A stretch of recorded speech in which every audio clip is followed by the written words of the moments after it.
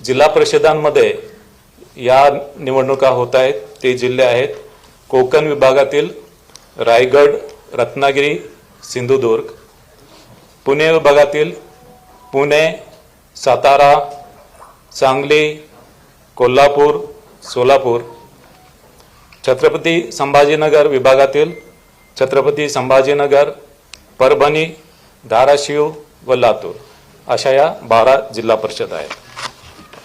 या निवडणुकामध्ये प्रत्येक मतदाराला 2 मते देणे आवश्यक आहे।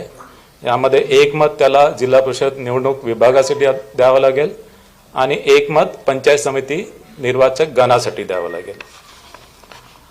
या निवडणुकीमध्ये नामनिर्देशन प्रक्रिया ही ऑफलाईन पद्धतीने राबविण्यात येणार आहे। विविध राजकीय पक्ष आणि उमेदवार यांच्या मागणीनुसार नामनिर्देशन पत्र प्रक्रिया ही महानगरपालिकेच्या निवडणुकीसारखीच जिल्हा परिषद पंचायत समिती निवडणुकीमध्ये सुद्धा ही प्रक्रिया ऑफलाईन राबवण्यात येणार आहे।